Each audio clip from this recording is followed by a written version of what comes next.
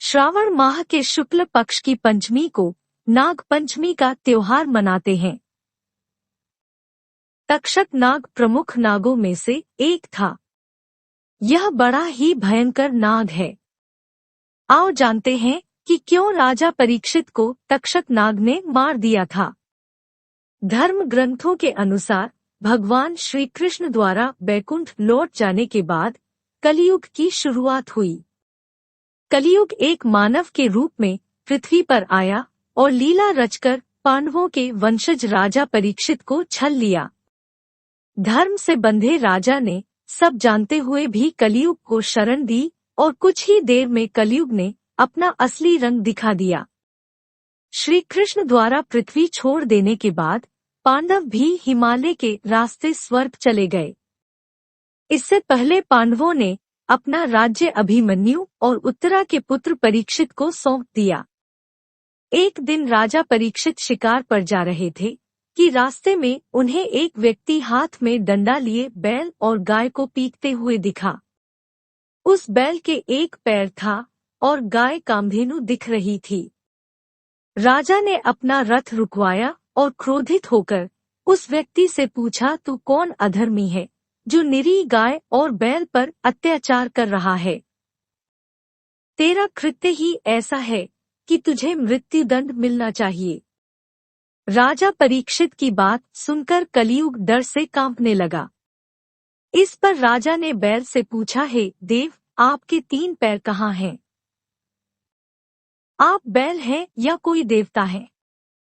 बैल ने कुछ न कहते हुए भी सब कुछ कह दिया और बैल के वचन सुनकर राजा ने कलियुग का वध करने के लिए अपनी तलवार निकाल ली। इस पर कलियुग त्राहि त्राहि करते हुए राजा परीक्षित के पैरों में गिर गया। राजा अपनी शरण में आए हुए व्यक्ति की हत्या नहीं करते थे, तो उन्होंने कलियुग को जीवन दान दिया। राजा परीक्षित बहुत ज्ञानी भी थे। वह चंद शब्दों से बैल के रूप में धर्म और गाय के रूप में धरती माँ को पहचान गए थे। कलियुग को जीवनदान देने के बाद राजा परीक्षित ने कहा, कलियुग, तू ही पाप, झूठ, चोरी, कपट और दरिद्रता का कारण है। तू मेरी शरण में आया तो मैं तुझे जीवनदान दिया। अब मेरे राज्य की सीमाओं से दूर निकल जा और कभी लौटकर मत आना। इस पर कलियुग गिड़गिड़ाते हुए विनती करने लगा, महाराज, आपका राज्य तो संपूर्ण पृथ्वी पर है। मैं आपकी शरण में आया हूँ तो मुझे रहने का स्थान भी आप ही दीजिए। की विनती स्वीकार करते हुए राजा परीक्षित ने उसे रहने के लिए जुआ, मदिरा, परस्त्रीगमन और हिंसा जैसी 4 जगह दे दी। इस पर कलियुग ने विनती की, राजन, ये चारों जगह मेरे लिए पर्याप्त नहीं है, आप एक और स्थान मुझे दीजिए। इस पर राजा ने उसे सोने अर्थात स्वर्ण में रहने की अनुमति दे दी और शिकार के लिए आगे बढ़ गए। कलियुग को स्थान देते समय राजा यह भूल गए कि उन्होंने सिर पर सोने का ही मुकुट पहना था।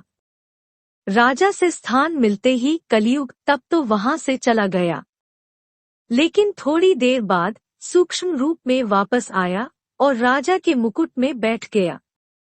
शिकार के रास्ते में राजा को प्यास लगी तो वह शमिक ऋषि के आश्रम में चले गए। उस समय शमिक ऋषि ध्यान में लीन थे और राजा द्वारा पानी मांगे जाने पर भी उन्होंने कोई उत्तर नहीं दिया। इस पर राजा के मुकुट में बैठे कलियुग ने अपना असर दिखाया और राजा के मन में ऋषि को मृत्युदंड देने का विचार आया, किंतु अच्छे संस्कारों के कारण उन्होंने ऐसा करने से खुद को रोक लिया। लेकिन कलियुग के बुरे प्रभाव के कारण उनकी मति भ्रष्ट हो गई और उन्होंने एक मरा हुआ सांप शमिक ऋषि के गले में डाल दिया। पृथ्वी के किसी मनुष्य पर कलियुग का यह पहला प्रभाव था और उसने सबसे संस्कारी राजा को ही अपना शिकार बनाया। जब शमिक ऋषि के पुत्र श्रृंगी स्नान करके लौटे तो उन्होंने देखा कि उनके पिता समाधि में बैठे हैं और उनके गले में मरा हुआ सांप पड़ा है। यह देखकर वह बहुत क्रोधित हुए और पता करने पर उन्हें एक राजा द्वारा यह कृत्य करने के बारे में पता चला। इस पर उन्होंने शाप दिया कि अगले 7 दिनों के अंदर राजा की मृत्यु तक्षक नाग के डसने से होगी। बाद में जब शमीक ऋषि का ध्यान टूटा तो उन्हें इस घटनाक्रम का पता चला, तो उन्होंने अपने पुत्र से कहा कि तुमने राजा परीक्षित को श्राप देकर अच्छा नहीं किया। वह राजा न्यायप्रिय और जनता का सेवक है। उसकी मृत्यु हो जाने से राज्य का बहुत नुकसान होगा। उसने इतना बड़ा अपराध भी नहीं किया था कि उसे इतना बड़ा शाप दिया जाए। शमीक को बहुत पश्चाताप हुआ, परंतु श्राप को वापस नहीं लिया जा सकता था। ऋषि शमीक तुरंत ही राजमहल जाकर राजा परीक्षित को यह बताते हैं कि मेरे पुत्र ने भावना में बहकर तुम्हें श्राप दे दिया है। इसमें तुम्हारा दोष नहीं, दोष तो समय का है। इसलिए हमारे मन में यह सोचकर पीड़ा हो रही है कि जिसका दोष है उसे दंड नहीं मिलेगा, लेकिन तुम्हें मिलेगा। ऋषि शमीक अपने पुत्र ऋषि श्रृंगी के शाप के बारे में बताते हैं कि आज से 7वें दिन तक्षक नाग के काटने से तुम्हारी मृत्यु हो जाएगी राजन। यह सुनकर रानी रोने लगती है। शमीक ऋषि कहते हैं कि विधि के धनुष से दुर्भाग्य का यह बाण निकल चुका है, वह वापस नहीं होगा। मैं यही बताने आया हूँ कि अब तुम्हारे पास जितना समय बचा है उसका उपयोग करो। अपने गुरुजनों से परामर्श करो, जिससे वह तुम्हें सन्मार्ग दिखाएं। राजन, भगवान तुम्हारी आत्मा को शांति दें।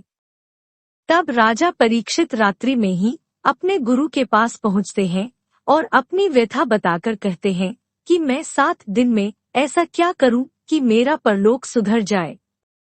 तब गुरु कहते हैं कि भक्ति करो। जो फल योग, तपस्या और समाधि से नहीं मिलता कलयुग में, वह फल श्री हरि कीर्तन अर्थात श्री कृष्ण लीला का गान करने से सहज ही मिल जाता है। इसलिए तुम श्रीमद्भागवत कथा का श्रवण और कीर्तन करो। उसमें श्री कृष्ण की दिव्य लीलाओं का पवित्र वर्णन है। उसी के श्रवण से उत्पन्न हुई भक्ति ही तुम्हारे मोक्ष का कारण होगी। तुम वेदव्यास जी के पुत्र शुकदेव जी के पास जाओ, वे तुम्हें यह कथा सुनाएंगे। तब राजा परीक्षित बालक शुकदेव के पास जाकर उनके चरणों को धोकर उनसे श्रीमद्भागवत कथा सुनाते हैं। इसके बाद 7वें दिन तक्षक नाग राजा परीक्षित को डस लेता है। राजा परीक्षित की मृत्यु का कारण जब उनके पुत्र जन्मेजय को पता चला तो उन्होंने संकल्प लिया कि मैं एक ऐसा यज्ञ करूंगा जिसके चलते सभी नाग जाति का समूल नाश हो जाएगा। जन्मेजय के यज्ञ के चलते एक एक करके सभी नाग यज्ञ की शक्ति से खिंचाकर उसमें भस्म होते जा रहे थे। जब लाखों सर्प यज्ञ की अग्नि में गिरने प्रारंभ हो गए, तब भयभीत तक्षक ने इंद्र की शरण ली। वह इंद्रपुरी में रहने लगा। वासुकी की प्रेरणा से एक ब्राह्मण आस्तिक परीक्षित के यज्ञ स्थल पर पहुंचा और यजमान तथा ऋत्विजों की स्तुति करने लगा। उधर जब ऋत्विजों ने तक्षक का नाम लेकर आहुति डालनी प्रारंभ की, तब मजबूरी में इंद्र ने तक्षक को अपने उत्तरीय में छिपाकर वहां लाना पड़ा। वहां वे तक्षक को अकेला छोड़कर अपने महल में लौट गए। ऐसे समय माता मनसा देवी के पुत्र विद्वान बालक आस्तिक से प्रसन्न होकर जन्मेजय ने उसे एक वरदान देने की इच्छा प्रकट की, तो उसने वरदान में यज्ञ की तुरंत समाप्ति का वर मांगा। बस इसी कारण तक्षक भी बच गया, क्योंकि उसके नाम के आह्वान के समय वह बस अग्नि में प्रवेश करने ही जा रहा था और यज्ञ समाप्ति की घोषणा कर दी गई। कद्रु और कश्यप के पुत्र वासुकी की बहन देवी मनसा ने नागों की रक्षार्थ जन्म लिया था। अधिकतर जगहों पर मनसा देवी के पति का नाम ऋषि जरत्कारु बताया गया है और उनके पुत्र का नाम आस्तिक है, जिसने अपनी माता की कृपा से सर्पों को जन्मेज के यज्ञ से बचाया था।